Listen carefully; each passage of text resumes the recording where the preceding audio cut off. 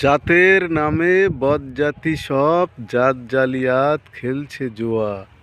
চুলেই তোর জাত যাবে জাত, ছেলের হাতের নয়কো মোয়া।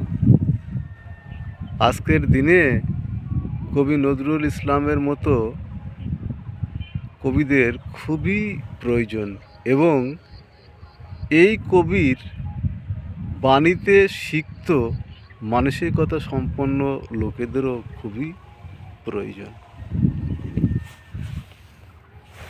কথাটা ঠিক বললাম তো বন্ধুরা?